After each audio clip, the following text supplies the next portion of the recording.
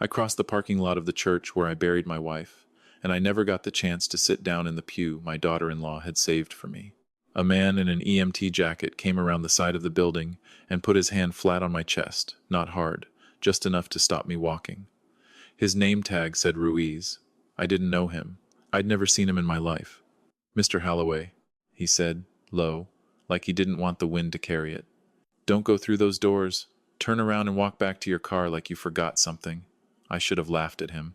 I should have brushed his hand off my chest and walked into my granddaughter's christening reception, the one my son had begged me to come to after 14 months of nothing. Not a call, not a card, nothing. But there was something wrong with his eyes. A grown man in a reflective jacket standing in a church parking lot in July, with sweat coming off him that had nothing to do with the heat. I stepped back.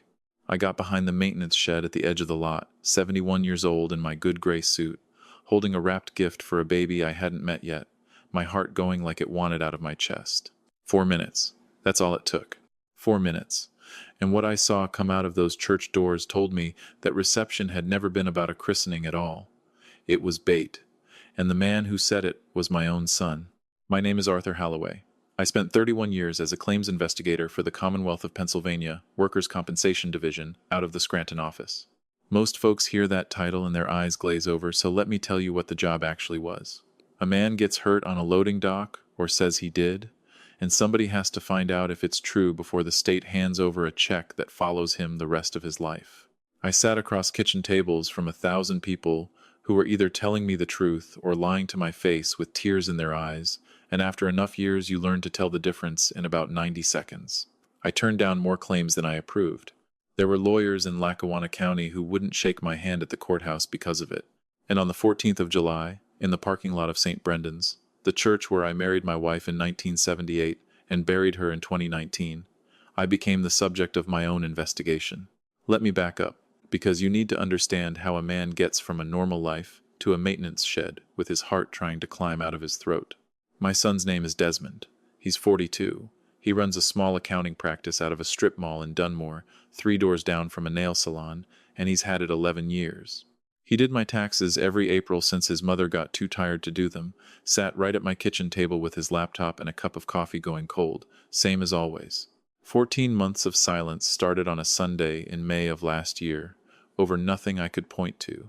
A disagreement about where I should live after the surgery on my hip, a sentence his wife Priscilla said to me in the driveway that I've turned over in my head 900 times since.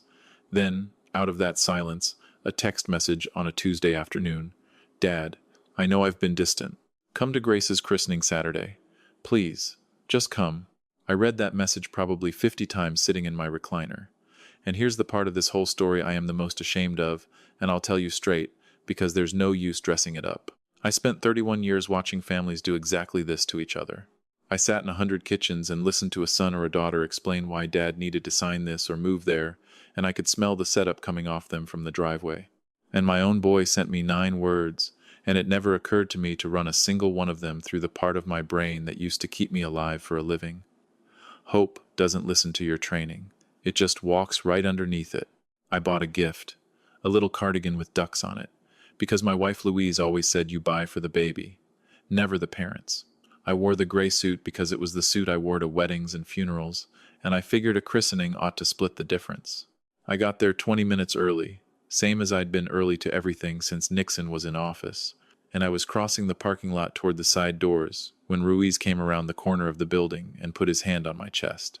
I've cross-examined liars for a living, and I mean that literally, not in some living room over coffee, but with a stopwatch running and a state pension on the line, and this man was not lying to me. I have never in my career seen a person more frightened who was still managing to stand up straight. "What is this?" I said. "They already called it in," he said. "Please, just go around back. There's a shed by the dumpsters. Stand behind it and don't come out." So a 71-year-old man with a replaced hip crouched down behind a maintenance shed holding a gift-wrapped cardigan, feeling like the biggest fool in the state of Pennsylvania, listening to his own heart bang against his ribs like it was trying to file a complaint. 4 minutes. 2 Scranton police cruisers pulled into that lot with no lights running, quiet, and right behind them a Ford Explorer I didn't recognize. Out of the Explorer stepped a woman in a navy blazer with a laminated badge on a lanyard and a leather folder under her arm, and I knew what she was before her door even shut all the way. I'd worked beside 40 of them over 3 decades. County Adult Protective Services. That folder had a very specific document inside it, and I'd read 1,000 of them. The side doors of the church opened, and my daughter-in-law walked out onto the steps. Priscilla didn't have her hair out of place. She wasn't crying. She came down those steps in low heels, calm as a woman walking to her car after a dentist appointment, and she was holding a manila folder out in front of her with both hands, the way you'd hand somebody a diploma. The lead officer opened it. He read for a while, maybe 2 minutes, longer than I expected, and then he looked at his partner and did that small thing with his chin that cops do when they've decided something. Priscilla put one hand up to her mouth, just for a second, the way you do when a thing you've been carrying finally gets set down, and then she turned and pointed toward the side lot, toward the handicapped spot where my Buick should have been parked. The officer walked out to that empty spot. He looked up the street one way, then the other, the particular way a man looks when the thing he was told to expect isn't sitting where they promised it would be. And behind the cruisers, an ambulance sat idling at the curb, and neither paramedic got out. They sat in the cab with the engine running for a long time, one of them working on something out of a fast food bag, because there was nothing yet for them to do. They were waiting on me. Then Desmond came out onto the church steps. He had his suit jacket off, sleeves rolled, like a man who'd just stepped away from carrying folding chairs. I want you to sit with that detail, because it's the one I can't put down. Rolled sleeves. That's the picture you paint for a patrolman who's going to write 4 sentences into a report at 8 o'clock that night. My son stood next to his wife. He said something to the officer I couldn't hear from 60 feet away through a hedge of arborvitae. He put his hands in his pockets, then took them out, then put them back in, the way boys do at that age when they've broken something in the next room and haven't decided yet what their face is supposed to do about it. 42 years old. And in the whole 4 minutes I watched him, he never once looked toward the side lot. Everybody else looked. The officers looked. Priscilla looked once, quick, like checking a stove. My son knew exactly where I was supposed to be standing, and he could not make himself look at the spot. I stayed behind that shed for 25 minutes after the cruisers pulled away. My phone sat in my jacket pocket the whole time, and I could feel the weight of it against my ribs. Twice, I took it out and got as far as scrolling to his name. Twice. Because there's some animal part of a father that crouches behind a shed watching his own son try to destroy him and still believes, right up until the last second, that there's been some mistake, that a phone call will fix it, that he just needs to hear my voice to remember who I am to him. When I finally stood up, my knees had gone half to sleep and my dress shoes were soaked through from the sprinkler line that ran along that shed. I don't remember the whole drive home. I remember sitting in my truck in my own driveway for 11 minutes before I could make myself turn the key off. I want to stop right here, because if you are listening to this and you have a parent, or you are one, I need you to understand what nearly happened to me in that parking lot, and I need you to understand it wouldn't have made a sound. Nobody was going to arrest me. There's no crime under Pennsylvania law in what they were building. If 2 people sign a sworn statement that a man is a danger to himself, and a licensed clinician co-signs it, that man goes in for what they call a 202, 72 hours, 3 days, and he doesn't get a lawyer for it, and he doesn't get a judge. He gets a bed and a paper bracelet and somebody asking him gently whether he knows what day it is. And 72 hours is exactly long enough to file an emergency guardianship petition behind him while he's still inside. No handcuffs, no headline. Just a calm woman with a folder and a tired old man in a church parking lot, and a form somebody already had typed up before I ever put the car in park. That's how it actually happens. Paperwork and an ambulance idling at the curb. I sat in the dark of my own kitchen that night, the house I'd lived in alone since Louise passed, and I want to be honest about what I felt, because it wasn't rage, not yet. It was recognition.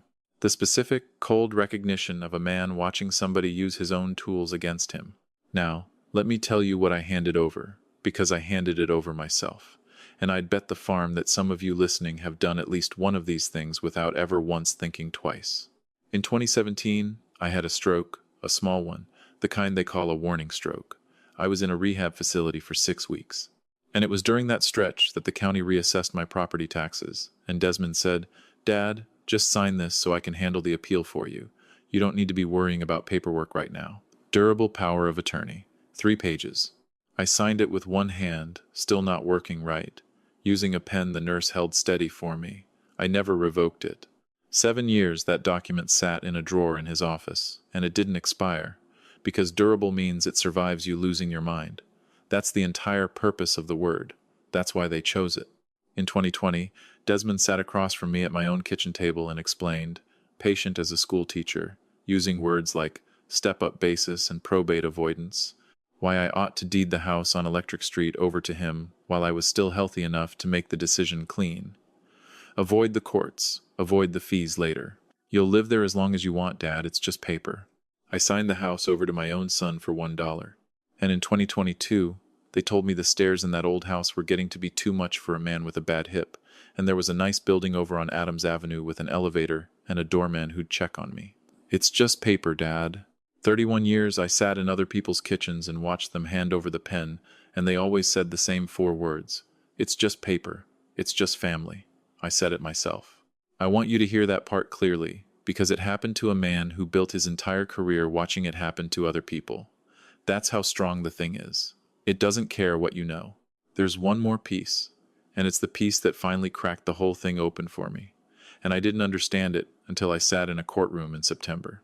Back in the fall of 2021, I went to refinance my truck, and the loan officer pulled a report that showed a personal guarantee, $65,000, tied to a line of credit for Halloway and Big Tax Services, dated the 3rd of February that year, my signature at the bottom.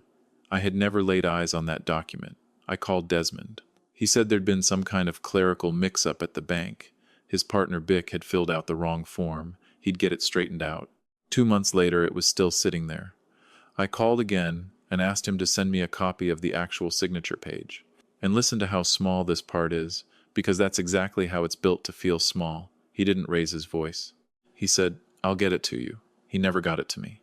I asked a 3rd time in March, and a week after that, Priscilla called and told me, in the gentlest voice you ever heard, that I was putting an awful lot of stress on Desmond during a hard year for the business, and that maybe a little distance would do everyone some good. 14 months of silence started with a father asking his son for a photocopy. For over a year, I believed I'd lost my son because I'd made him feel small in front of his wife. I hadn't lost him because of that at all. I'd lost him because I'd nearly caught him. Before I take you into the rest of it, tell me something, would you? Like you're sitting across the table from your own father. Tell me where you're listening from tonight and what time it is where you are right now. I read every one of them. It's the best part of my week, and I mean that. All right, stick with me a minute, because there's a piece that belongs right here and nowhere else in this whole account. Louise died on a Wednesday in October. Pancreatic, 11 months from the day they found it, which everybody kept telling me was a mercy. And it is, and it also is not. And both of those things are true at the same time forever after. Desmond was 30 then. He drove up from Harrisburg that same night and sat with her the last 2 nights running and didn't sleep either one of them.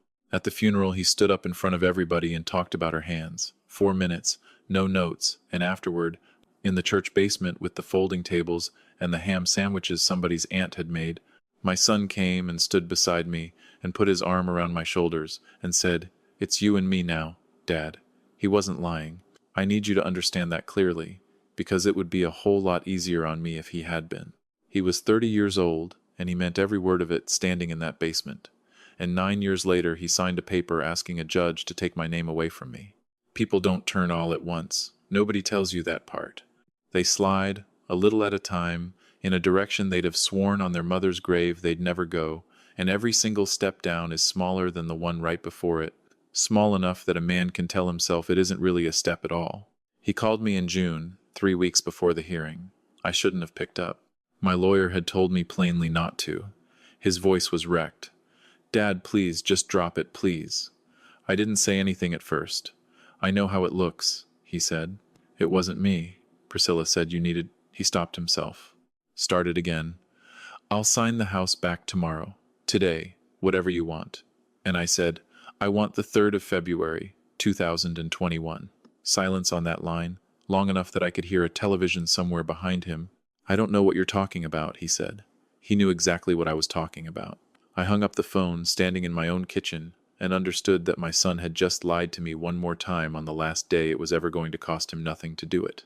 The paramedic, Ruiz, called me himself the next morning at 7. Said his real name wasn't Ruiz at all. That was just what was stitched on the jacket that day. And his actual name was Danny Foss. And he owed me an explanation, and he was going to give me one fast before he lost his nerve. I sit with old people for a living, Mr. Halloway, he said. 9 years, private duty, mostly through an outfit called Cornerstone Guardian Services. That's your daughter-in-law's employer. I sat down at my kitchen table. Priscilla is a court-appointed professional guardian, Danny said. Right now she's got 38 wards under her. 38. Let me explain what that number means, because most people have never once heard it. When an elderly person has no family willing or able to manage things, or the family's fighting too hard to agree, a judge appoints a professional stranger. That stranger controls the money, the house, the medications, who gets to visit, and when. She bills the ward's own estate for her hours, $85, $90 an hour. It's a real profession, a necessary one even, when it's run by decent people. 38, I said. 39, Danny said. If this one clears. His voice never wavered once. I've watched her do this exact thing 3 times before, Mr. Halloway. She doesn't need a crime committed. She needs one hold, one doctor's signature, and a next of kin willing to file the petition. And your son signed that petition. It was filed the Monday before he ever texted you about the christening. The invitation went out 2 days after the filing. The whole event wasn't the trap, Mr. Halloway. The event was service of process.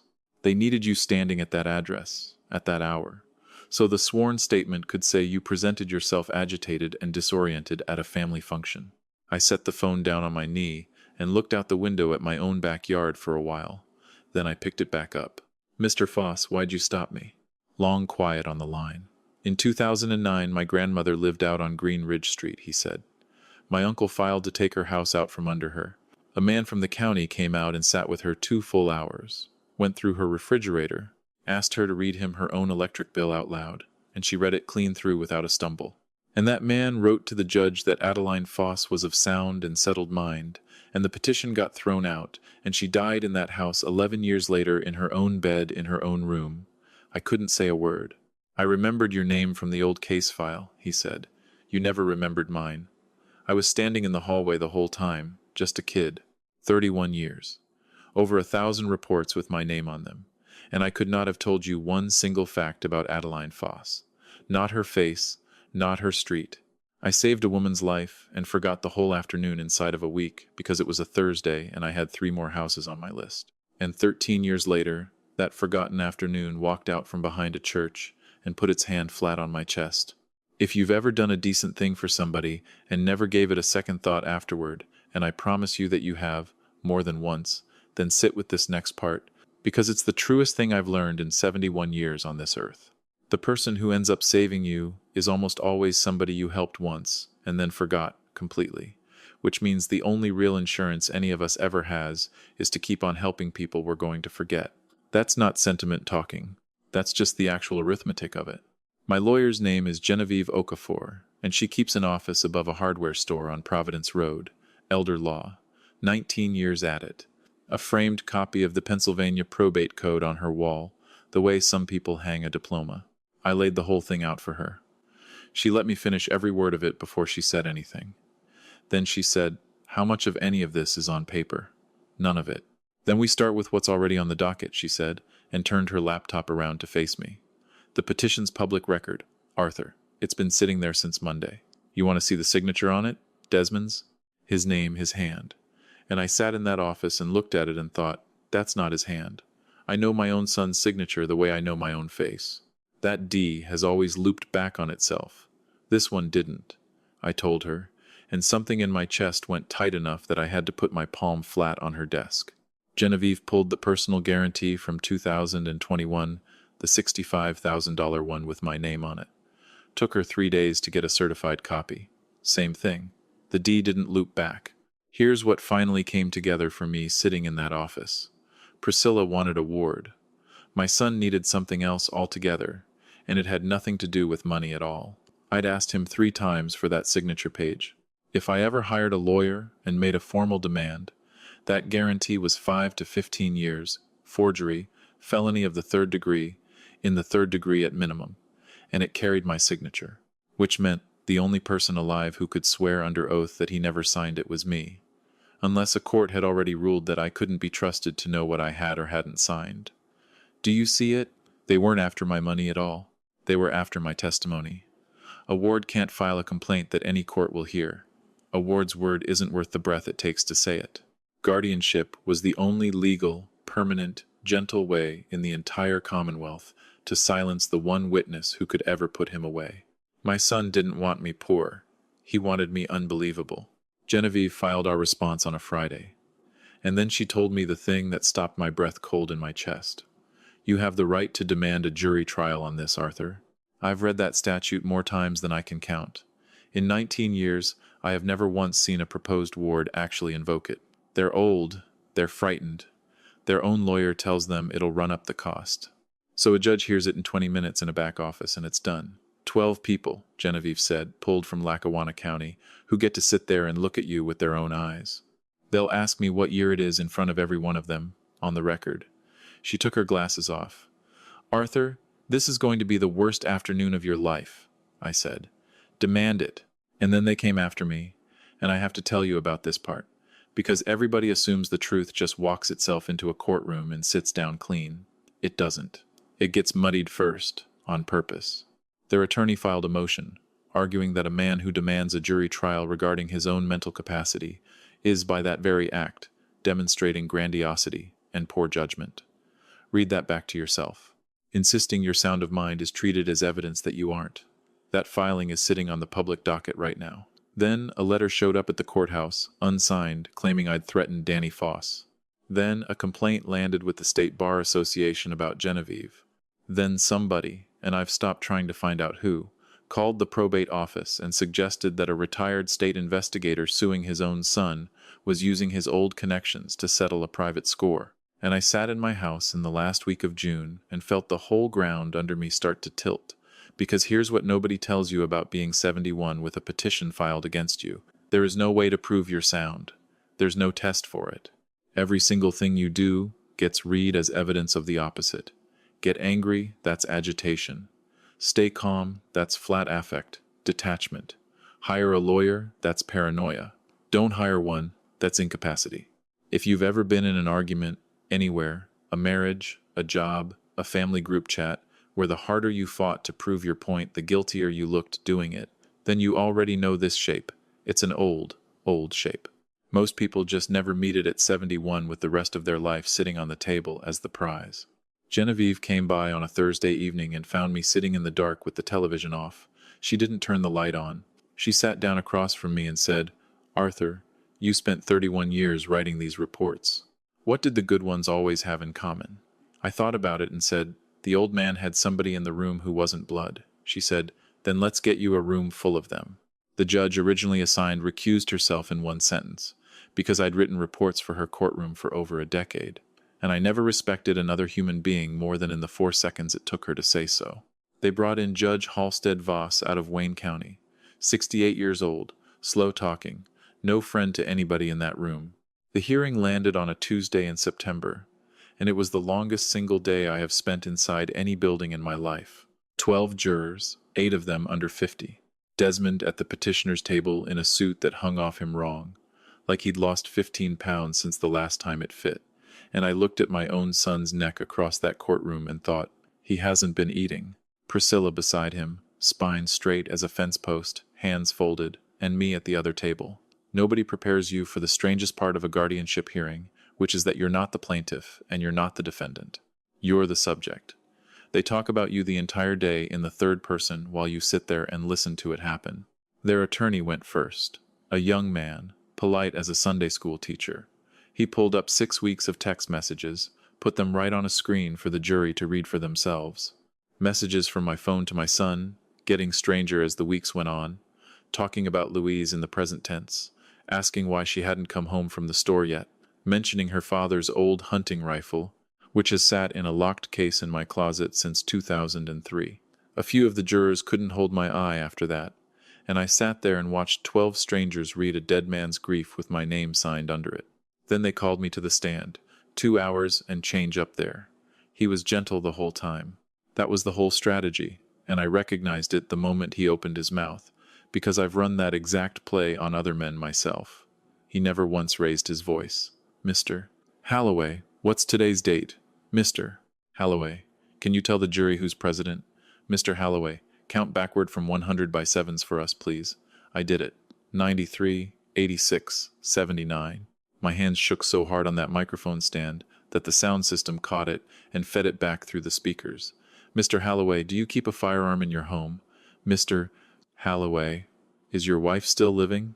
And I said, my wife died on the 9th of October, 2019, at Moses Taylor Hospital, a little after 4 in the afternoon. He asked, softly, do you still forget that some days? I said no.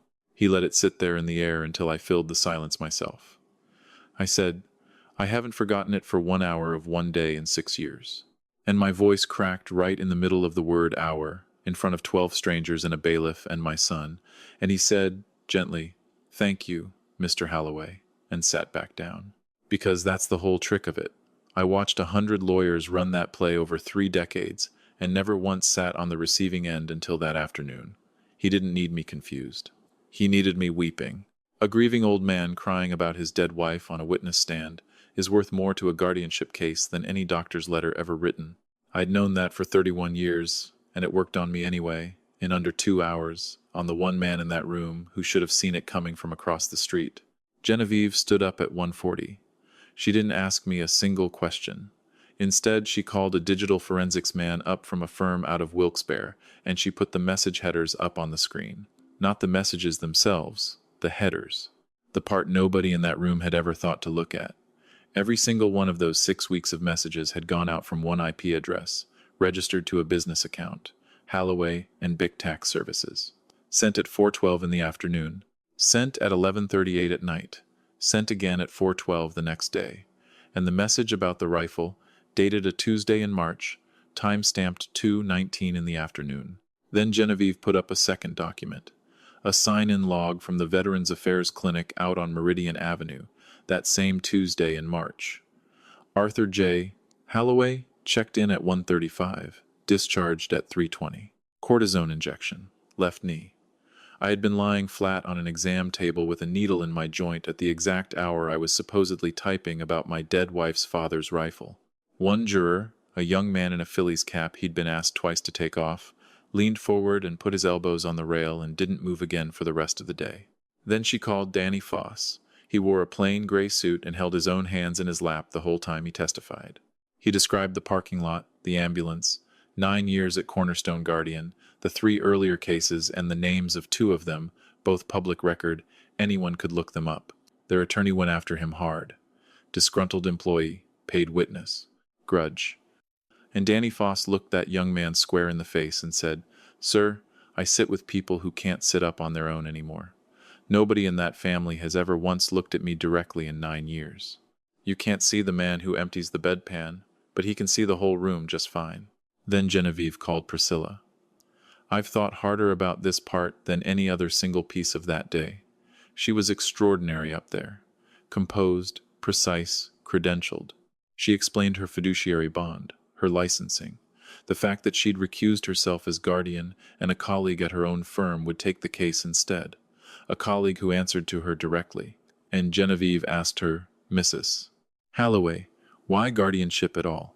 And Priscilla looked at her for a long moment and said, because I was 19 years old, in a courthouse hallway in Wyoming County, with a bad radiator and a broken vending machine. Nobody in that room moved. My mother had early onset Alzheimer's, she said. I dropped out of nursing school to care for her for 3 years. And when she couldn't sign her own name anymore, the court appointed a man I'd never once met. He sold her house inside of 9 weeks. He sold her wedding band at an estate sale, and it showed up on the final accounting as jewelry, miscellaneous, $35. You could hear the ventilation system in that courtroom. It went that quiet. I asked to be heard, Priscilla said. A man with a briefcase told me in that hallway that I had no standing at all, that I was nobody. She folded her hands in her lap. I have never once been nobody again. Genevieve let that breathe for a long moment, 8 seconds, maybe 9. Then she said, Mrs. Holloway, of your 38 wards, how many have living children? Priscilla said, I'd have to check the files. Roughly, then. Most of them, she said. And of those, how many of their own children asked the court to appoint them instead of you?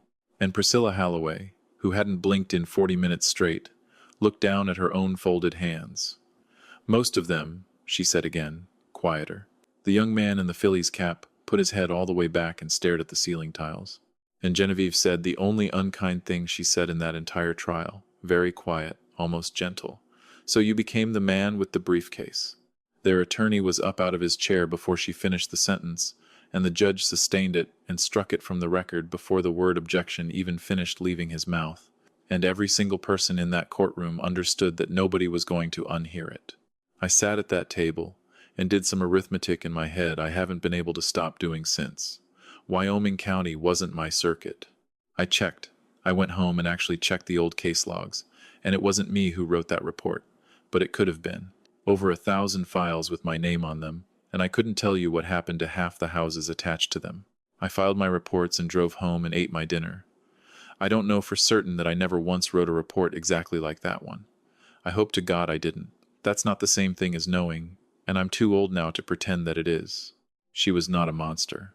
I need that understood, and it's the reason I still don't sleep well most nights. She was a 19-year-old girl who cared for her own dying mother for 3 years and was told to her face that she was nobody. And she went out afterward and got hold of the one thing in this country that isn't nobody, which is a signature that binds other people's lives. And then she used it 38 times over. Understanding a person doesn't make a thing lighter to carry. It makes it heavier. A monster, you can hate clean and be done with it. A person, you have to carry around with you. Genevieve sat back down. Then she stood right back up. One more witness, Your Honor, Desmond Holloway. He walked up to that stand like a man wading into water over his head. She was so gentle with him. That's what finally broke it open. She asked him about a bicycle from when he was 9. Asked if he remembered his father teaching him to change a spare tire in the lot behind the Sunoco station on Green Ridge Street. He said, yes, said it 4 separate times before the word would fully come out of him. Then Genevieve put 2 documents side by side on the screen. On the left, my signature off our marriage license from 1978, my old tax filings, the original deed to the Electric Street house. On the right, a personal guarantee for $65,000 dated the 3rd of February, 2021. And she said, Mr. Holloway, whose hand wrote this signature? Nothing. I counted 14 seconds in my own head. Judge Voss leaned forward slow and said, son, you need to answer the question that's been put to you. And my boy looked down at the floor of that courtroom and said, mine. Nobody breathed for a second. And you could feel it move through those 12 people, like a light switching on room by room through a dark house. It was never about greed at all. He hadn't been trying to take my house, or my pension, or the years I had left. He'd been trying to make sure the one witness who could ever send him to prison would never again be allowed to testify to anything at all. Priscilla turned her head and looked at her own husband. And I have never, in 71 years, watched a human face do what her face did in that moment. She hadn't known he was going to say it. She'd walked in with 5 different plans, and not one of them had that word sitting inside it. And Desmond sat on that stand in a suit that no longer fit him and started crying the particular way a man cries when he's been holding something heavy for years and finally sets it down on the ground. And here's the part nobody in that courtroom would have forgiven me for. So I never told a soul until right now. I wanted to walk up there.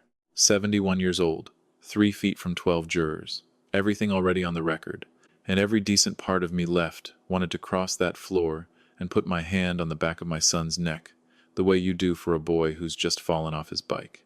I sat still. That's the single hardest thing I've done in my whole life. I did it with both hands flat on the table in front of me, and not one soul in that room ever knew it happened. The jury was out 55 minutes. They came back, and the foreman said they found Arthur James Holloway to be of sound mind, fully capable of managing his own person and his own estate. Judge Voss dismissed the petition with prejudice. He voided the 2020 transfer of the Electric Street house, $1 in consideration, undue influence, and it wasn't close. He revoked the power of attorney I'd signed in a rehab facility with a nurse holding the pen steady. Then he did something I'll remember when I've forgotten a great deal else. He took his glasses off, looked at Genevieve, and asked, Counselor, did I hear correctly that Cornerstone Guardian currently holds 38 wards in this state? Yes, Your Honor. He turned to his clerk. Get me the presiding judge of the Orphans Court Division. Today, that phone call is the only thing to come out of this entire year that actually matters in the end. 38 people never once got a jury of their own. They were old and tired, and their own lawyers told them it would cost too much to fight it. And a judge somewhere heard it in 20 minutes and moved on to the next file. Cornerstone went under a state audit that November. All 38 cases got reopened. 6 of them are still active. Priscilla surrendered her guardianship license voluntarily. She was never charged with a crime, because there wasn't one, not in the legal sense, and that was always the whole design of it from the start. But she can never be appointed guardian anywhere in the Commonwealth again. Desmond pled guilty to forgery, 5 years probation, restitution, and he surrendered his CPA license, which for a man like him was the harder loss by far. He's 43 now, and he keeps books for a lumber supplier out near Clark's Summit. He wrote me a letter in December, 6 pages, and I read it through twice. No excuses anywhere in it, which is exactly how I knew it was real. I haven't written back yet. I intend to. I couldn't tell you when. I won't sit here and tell you I've made my peace with any of it, because I haven't. And any man who tells you he forgave something like this inside of a year is selling you something. But I keep that letter in the drawer where the power of attorney used to live. I asked the court for one thing afterward. I asked to be appointed a volunteer visitor on the reopened cases. No pay. I'm too old now to be anybody's employee and too stubborn to be anybody's client. She said yes.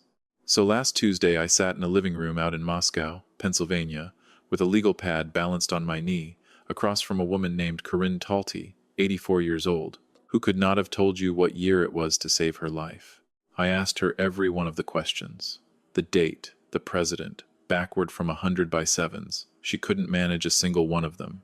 And then she looked at me with eyes gone milky at the edges and said, "Mister, I don't know what day of the week it is, but I know they took my mother's rocking chair out of this house, and I know not one person ever thought to ask me first." I wrote that sentence down word for word, exactly as she said it, and it's sitting in my report right now. I have never, in 31 years of doing this work, written a truer line, and it took somebody trying to erase me off the face of the earth to finally teach me how to actually listen. Here's what I know now that I didn't know back in July. They don't come for your money first. Everybody assumes it's the money.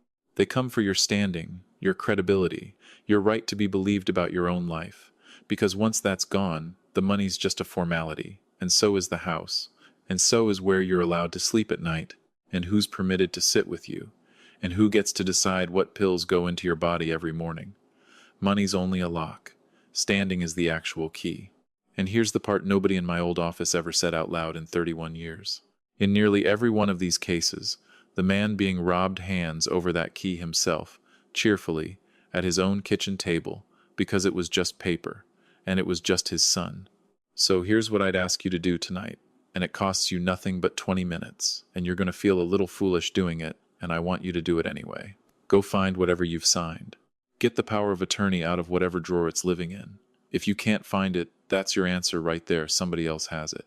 If you signed one during a hospital stay, or a divorce, or a hard year you'd rather not think about, and you've never once revisited it since, call a lawyer this week and revoke it and sign a fresh one.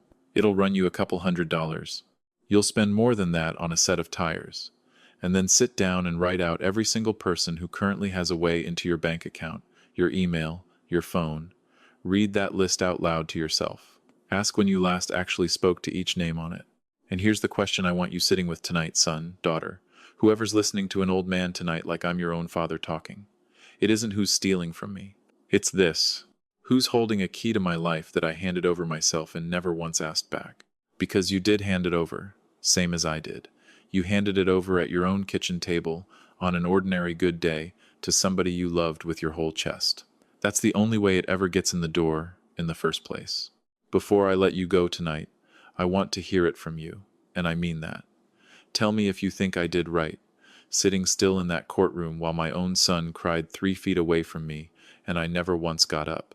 Tell me if you think I should have crossed that floor anyway, because a father is still a father even after everything. Some of you are going to say the law had already won that day and I could have afforded 10 seconds of just being a person, and I've argued your side of it myself at 4 in the morning more nights than I'd like to admit.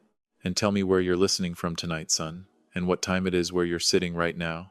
It does something to me, knowing this is playing in somebody's kitchen in Ohio at midnight, and in a truck cab somewhere the sun hasn't come up yet, and on a porch someplace warm, long after everybody else in the house has gone to bed. If you've ever sat in a room and been talked about like you weren't even in it, tell us. Don't polish it up any. Somebody scrolling past your words tonight has never once heard another person say it plain like that.